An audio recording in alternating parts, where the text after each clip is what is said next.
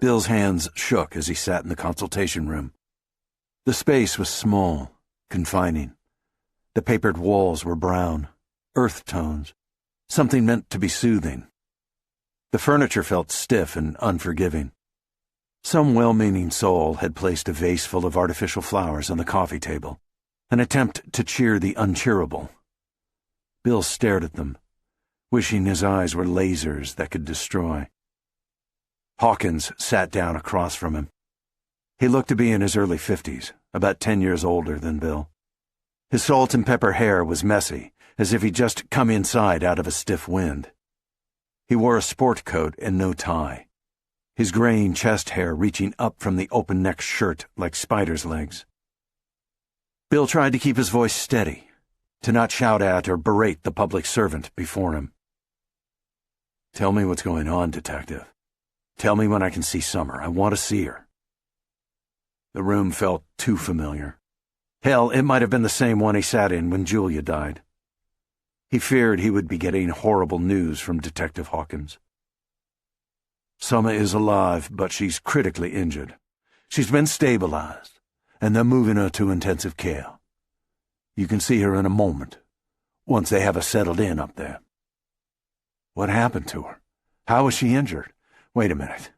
Where the hell was she? She's been gone for almost 2 days. Where? Tell me something." "They were found in Dunlap Park." Hawkins spoke with a soothing Kentucky accent, his words rolling out like a gentle stream. Bill tried to reconcile the awful message with the sweet sound of the messenger.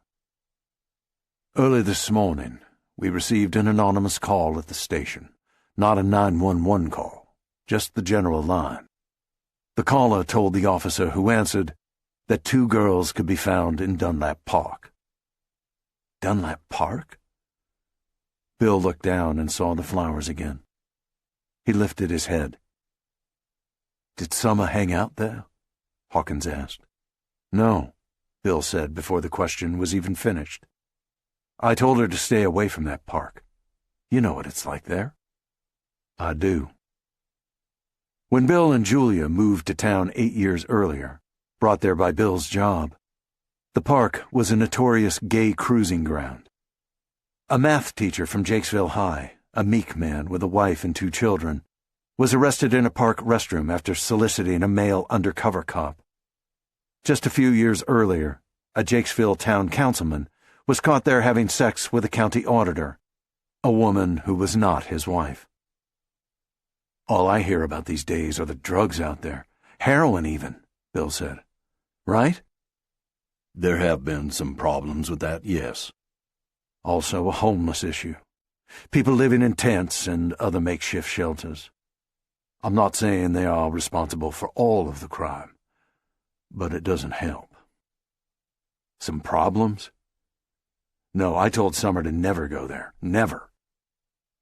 Bill shifted forward in his uncomfortable chair, moving his body closer to the edge so that he almost slid onto the floor. He felt control slipping away as the angry part of him asserted itself, almost like another man who lived inside of him and jumped out in situations like the one in the hospital. "Who made this call? Do you know?" "We don't. It was a man, speaking with a deep voice, possibly disguised. The call was too short to trace, and we don't record the calls that come in on that line. But the tip proved to be accurate, so we're going to do what we can to find out who called." "You haven't told me what happened to her. What are her injuries?" "Hold it. Are we talking about... Did somebody..." "She's being checked for everything, including sexual assault. There's no obvious sign of sexual trauma, but some of her clothes were torn when she was found. We're lucky it's above freezing today, or exposure could have been an issue. She might have been out there for a number of hours." Bill folded his hands and lowered his head. He wanted to close his eyes and make the whole situation go away. And he understood he was one of a long line of people to sit in a room like this and wish more than anything they could be somewhere else. The problem right now is that Summer has been severely beaten. She has extensive wounds to her head and torso, and a lot of swelling. They're doing X-rays and CAT scans and all of that to see how bad it is inside. But her injuries are quite severe, and you need to brace yourself for the likelihood that she'll need surgery and possibly extensive rehabilitation. Whoever did this wanted to hurt her, and they did, very badly. I just want to see her. I don't want her lying somewhere alone while she goes through this. Can you do that for me, please? Hawkins said, "Of course. I just wanted you to understand where we stood before you saw her." "She's my daughter," Bill said. "I can handle anything that has to do with her." He hoped he could. He had to do it alone. The two men stood up. Hawkins was larger than Bill, barrel-chested, but with a gentle manner that seemed in contrast with the probing intensity of his blue-gray eyes. Bill wondered if the police assigned Hawkins to Summers' case for a reason, if they believed that the detective's soothing tones and intimidating size would somehow placate or, short of that, corral Bill and keep him calm. Before Hawkins opened the door, Bill grabbed the detective's arm. It felt like taking hold of a tree trunk. "Wait a minute," Bill said. "Them. You said they were found. You mean Summer and Haley?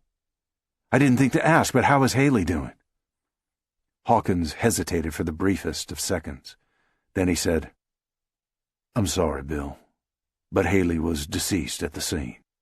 She'd been beaten more severely than Summer. Her injuries were too extensive for anyone to survive."